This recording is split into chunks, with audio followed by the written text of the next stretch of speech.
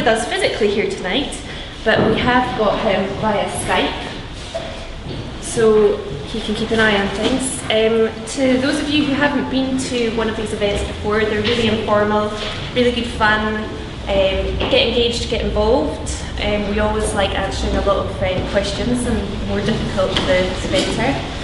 We've got a great lineup of speakers tonight, but I'm going to let Simon do a bit of an overview of what the event's going to be about. So I'm going to hand over to him, and I hope that you all have a great event. If you need anything, just pull me up. Great. Thank you, Emma. Can everyone hear me okay? Yeah. Yeah? Good. Excellent. So, like Emma said, I'm really sorry I can't be here in person this evening.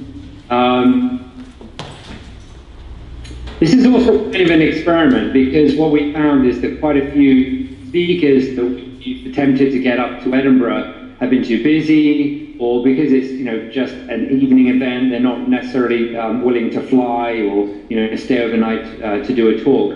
So if this works, if this experiment succeeds, we may be able to widen our scope of potential speakers by doing more of these remote talks and presentations, as opposed to having all our speakers at events in person. So what I'd like to do today is talk about really connected health and wellness, but I'll come to that in a moment. I just wanted to start with a few thank yous.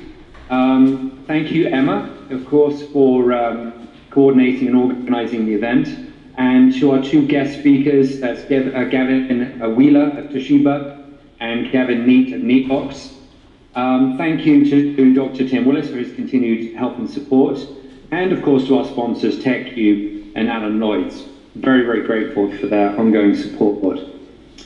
So, what we're going to do now is just hopefully minimize the Skype connection and flick over to the slides. We will. Thank you so much. Thanks, Emma. So, increasingly, as a species, the human race is becoming more and more connected.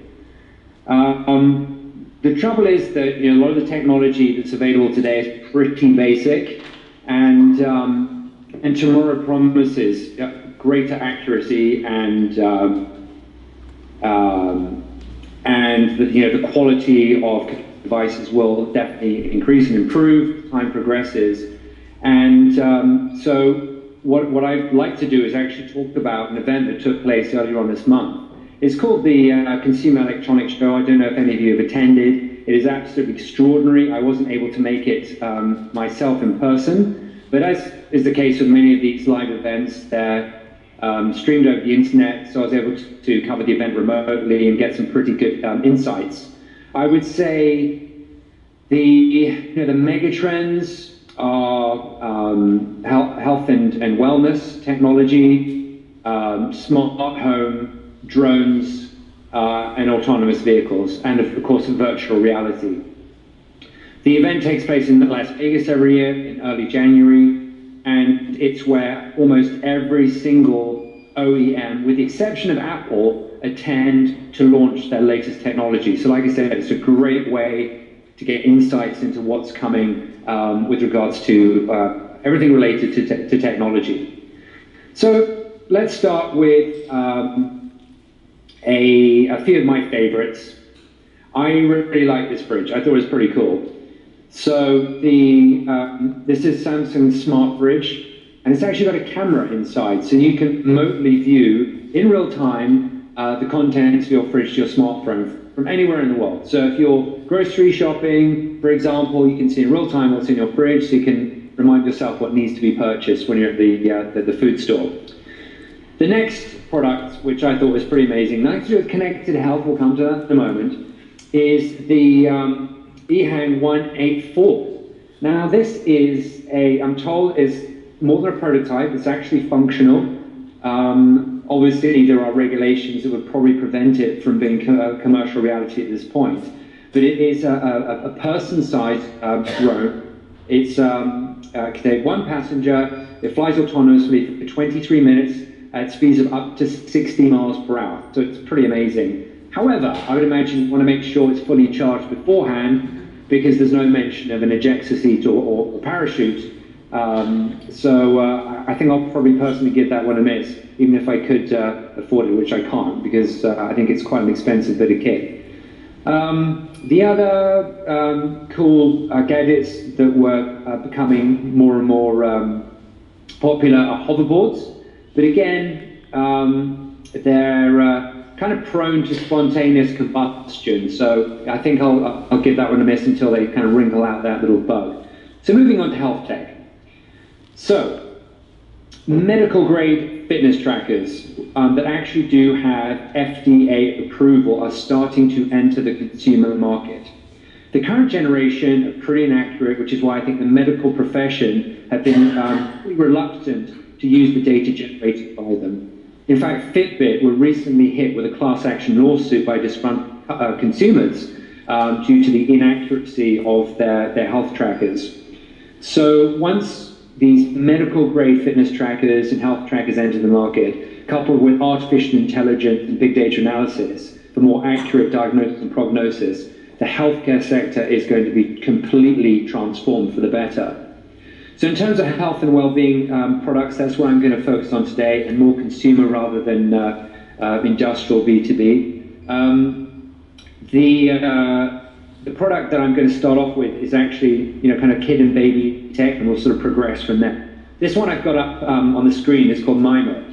Now, this area, by the way, kid and baby tech, is just expanding massively, and there's huge growth, which is completely understandable because parents need to know that their kids are safe, they need to be monitored, they feel more comfortable, and this is no exception. The MIMO app gives an insight into the baby's quality of sleep, sleep activity, their respiration, their body position, skin temperature, and they can actually use the app to receive notifications if there's irregular breathing or wake-ups or rollovers.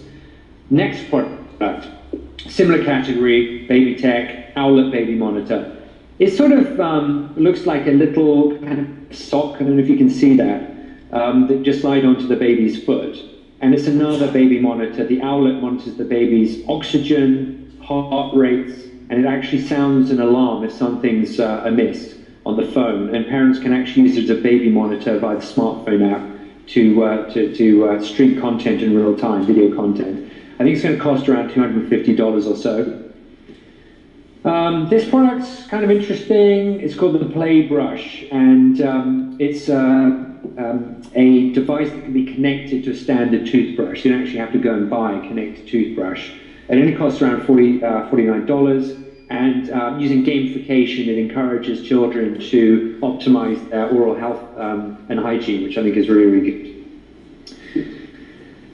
Kids' smartwatches. So this is another growth area, kind of a trend. The Docky Watch here has the kind of features you expect: text messaging, video conferencing as well. So if the parents want to have a live video conference with the child, they can. Some have GPS trackers to track the children. I suppose there are good and bad aspects about that.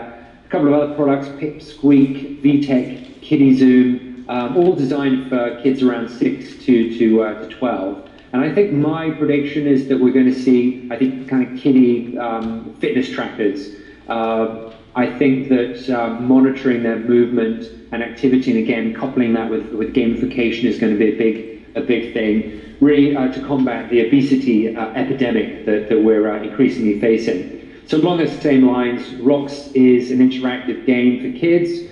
It uses RFID, movement sensors, light, sounds, and vibration. It comes with pre-programmed games like Zombie Tag.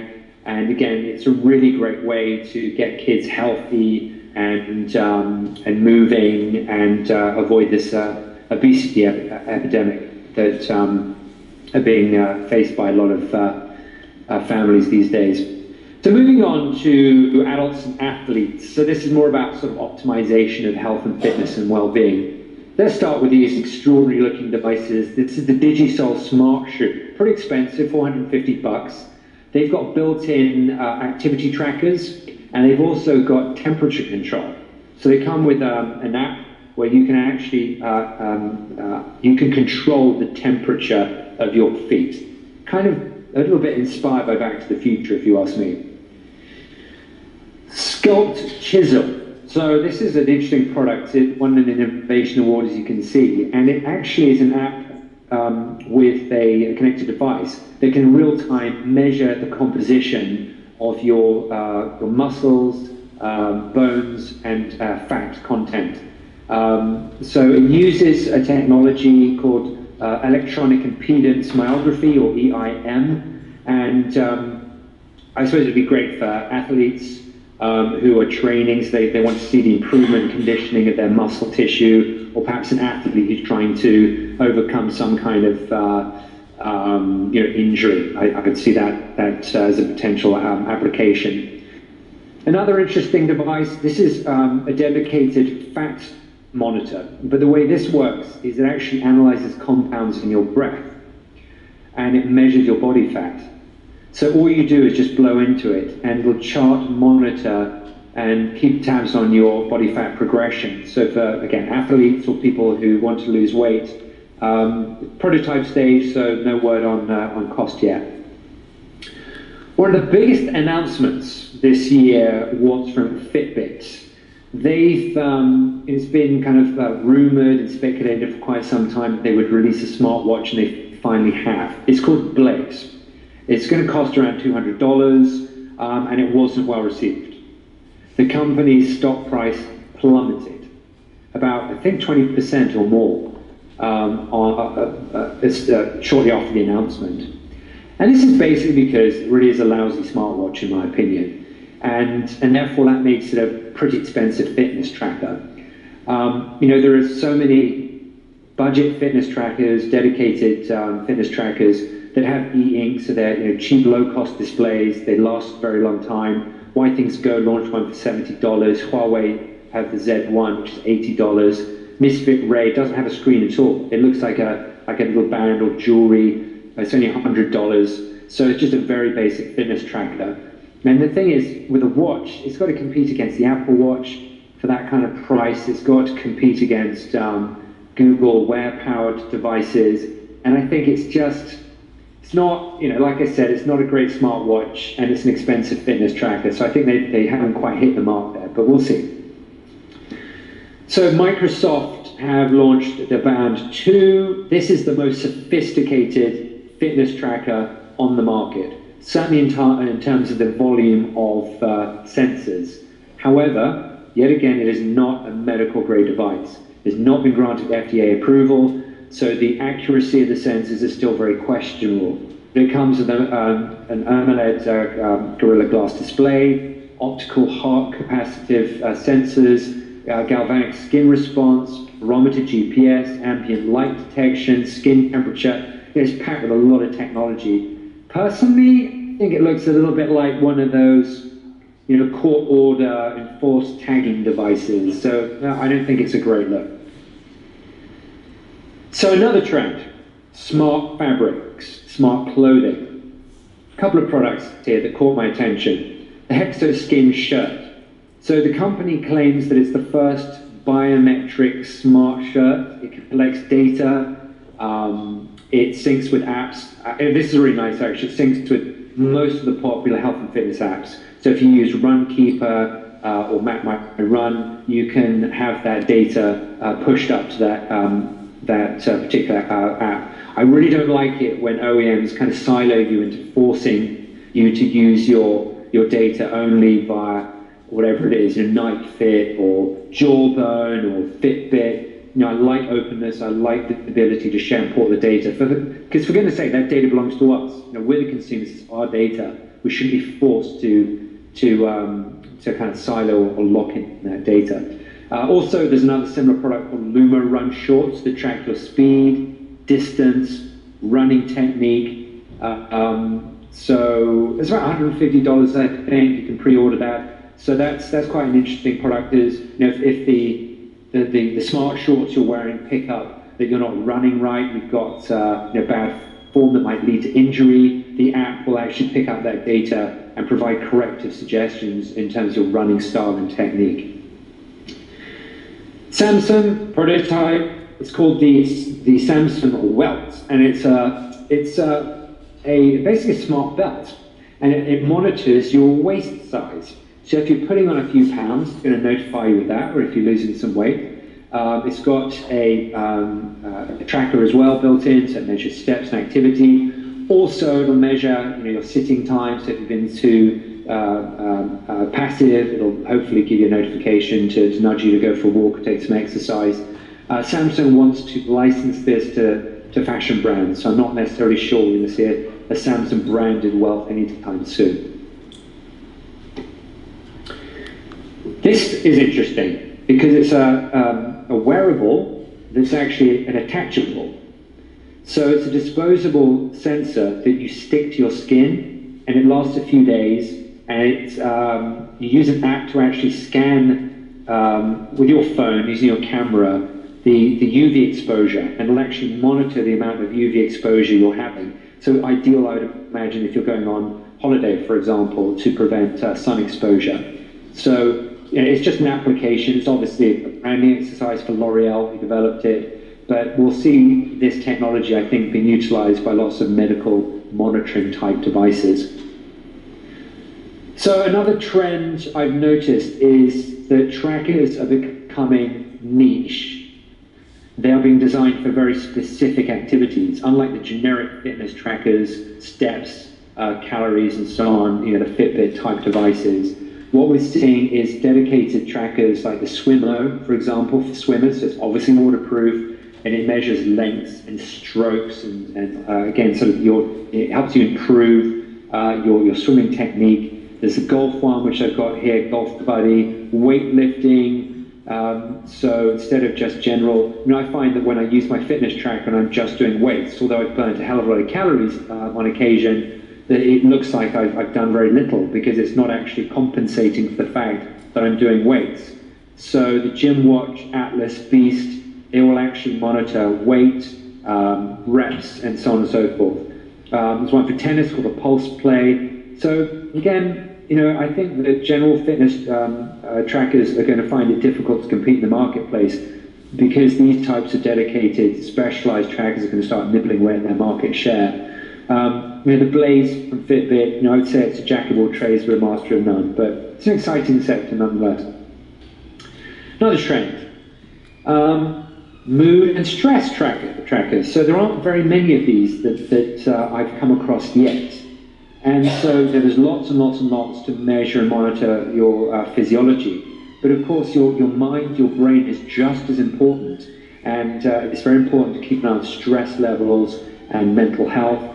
And there's a product called Mellow Mind, which is a wearable headset, and it helps you relax. So it comes with an app of brain training kind of tutorials to help you meditate, be more mindful, calming. There's another device called the Mood Matrix, which is a ring aimed at females.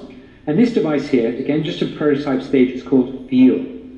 And I would say it tends to, like the Mood Metric, be aimed at a female market. Now that in itself is interesting. Maybe females are more inclined to be more emotionally aware, to embrace how they're feeling, their stress levels, whereas men maybe are less likely to do that. If they go around with a mood or stress detector at work, how will that be perceived within a more kind of macho environment perhaps? The only sort of mood stress tracker that I could come across that was more masculine was a product called Mindfulness Tracker by Sensorium. But that's it, so there's not much in that space. So it's an interesting, and there was a wearable called Olive that was crowdfunded, but I noticed when I checked back their page yesterday, and again, that was a mood tracker very much aimed at females. It was beautifully designed actually. They have failed, so they are folding. So let's move on to seniors. This category, again, is very, very interesting. Very high growth, lots of potential.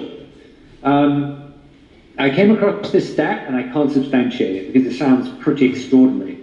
But elder care is going to be a huge, huge market, particularly in the States, because if this is true, it's estimated that baby boomers will control about 70% of the United States disposable income next year, 2017. In what context that is, home expenditure, lifestyle expenditure, I don't know. But either way, it sounds like a phenomenal opportunity for service and product providers. So there's a sub-sector of the eldercare market called ambient assisted living, AAL.